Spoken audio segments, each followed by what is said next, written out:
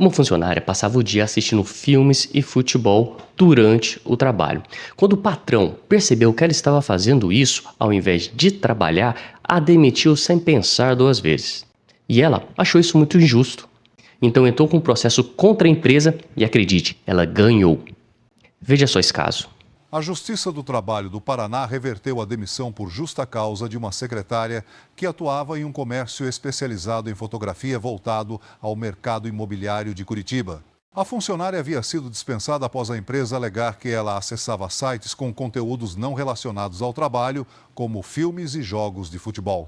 A conduta era considerada inadequada segundo as normas internas da companhia. A quarta turma do Tribunal Regional do Trabalho da 9ª Região considerou a punição desproporcional.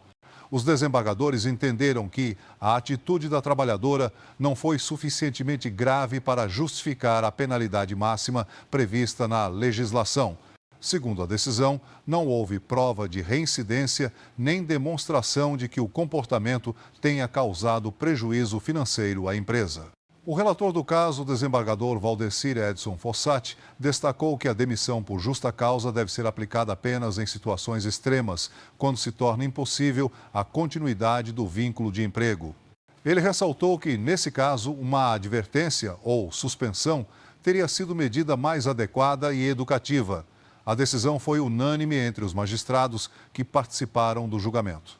O tribunal também observou que a empresa não apresentou documentos comprovando a aplicação de punições anteriores, como advertências formais ou suspensões.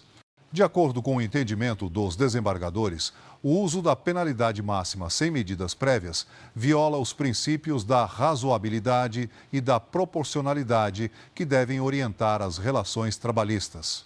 O histórico profissional da funcionária também foi levado em conta para afastar a justa causa. Com a reversão da demissão, a trabalhadora passou a ter direito ao recebimento das verbas rescisórias, como o aviso prévio indenizado, o 13º salário proporcional e as férias proporcionais acrescidas de 1/3. O período trabalhado também deverá ser integrado ao contrato de trabalho para todos os efeitos legais. A empresa foi condenada ainda ao pagamento de indenização por danos morais. A indenização foi fixada em R$ 6.000. O valor leva em conta o constrangimento sofrido pela funcionária durante uma reunião, quando foi pressionada a pedir demissão e exposta diante de seus gestores. Segundo o processo, a empresa teve acesso a uma rede social privada da empregada sem autorização e utilizou informações pessoais obtidas em conversas reservadas para justificar a demissão. A Justiça do Trabalho considerou que o acesso a esse conteúdo configurou violação de privacidade. O colegiado entendeu que as provas foram obtidas de forma ilícita e, por isso, não poderiam ser utilizadas no processo. O acórdão cita o artigo 5º, inciso 10 da Constituição Federal, que garante o direito à intimidade e à inviolabilidade da vida privada, vedando qualquer tipo de invasão sem consentimento. O caso teve início em janeiro deste ano, quando a secretária retornou de férias e foi chamada a uma reunião com seus superiores. Durante o encontro, os gestores apresentaram prints de sites visitados no computador da empresa e mensagens extraídas de sua conta pessoal. Na ocasião, ela foi constrangida a pedir demissão, mas se recusou. Dias depois, recebeu a comunicação formal de dispensa por justa causa. Durante o processo, a trabalhadora apresentou áudios que gravou em momentos diferentes. Em um deles, relatou que em determinado dia trabalhou sozinha e reduziu o expediente. Em outro, afirmou ter procurado uma unidade de saúde para conseguir um atestado, porque não se sentia disposta a trabalhar. Os desembargadores consideraram que essas gravações não demonstravam má-fé e, portanto, não justificavam a punição aplicada.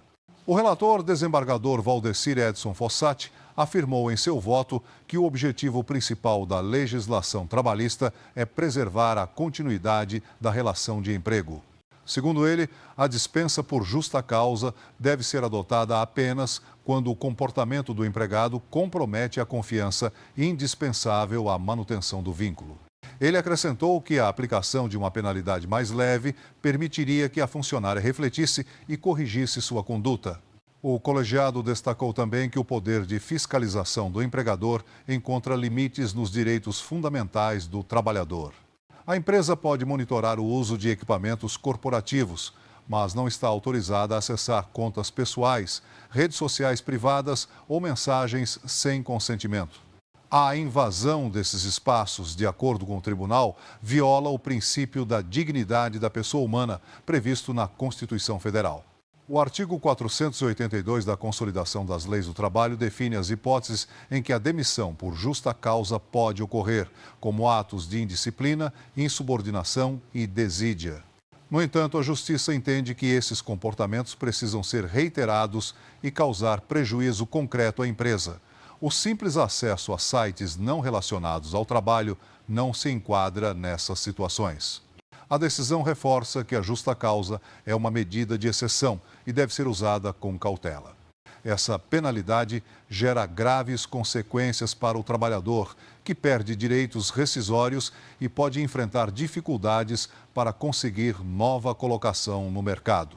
Por isso, os tribunais exigem provas robustas e inequívocas de conduta grave antes de validá-la. Além da questão disciplinar, o caso evidenciou a importância da proteção da privacidade no ambiente de trabalho. A Justiça reafirmou que, mesmo dentro das empresas, os trabalhadores mantêm seus direitos fundamentais. O acesso indevido a contas pessoais, mensagens ou redes sociais constitui violação de intimidade e pode resultar em indenização por danos morais. Decisões semelhantes já foram tomadas em outros estados. Em São Paulo, por exemplo, o Tribunal Regional do Trabalho reverteu a justa causa de uma funcionária que usou o computador da empresa para verificar mensagens pessoais durante o intervalo. No Rio Grande do Sul, outro trabalhador teve o mesmo benefício após demonstrar que acessava sites de notícias apenas nos momentos de pausa. Esses precedentes reforçam a tendência de que a Justiça do Trabalho privilegia o equilíbrio entre a autoridade do empregador e os direitos individuais do empregado. O poder disciplinar deve existir, mas dentro dos limites legais e constitucionais. Qualquer excesso pode configurar abuso de direito e resultar em condenações, como ocorreu neste caso analisado em Curitiba. Ao final do julgamento, a quarta turma do Tribunal Regional do Trabalho do Paraná manteve a reversão da justa causa e a condenação da empresa ao pagamento de todas as verbas devidas. A decisão transitou em julgado e não cabe mais recurso. O tribunal considerou que o caso serve de exemplo sobre os limites da fiscalização empresarial e sobre a necessidade de respeito à privacidade no ambiente de trabalho. A Justiça reiterou que o uso de provas ilícitas viola o devido processo legal e que a preservação da intimidade do trabalhador é um valor constitucional que deve ser protegido. A decisão reforça a compreensão de que a justa causa é medida extrema e deve ser aplicada apenas em casos de comprovada gravidade, sempre respeitando os direitos e garantias fundamentais do empregado. Então, você concorda com o juiz ou você acha que a empresa tinha sim o direito de demitir essa funcionária? Comente aqui embaixo.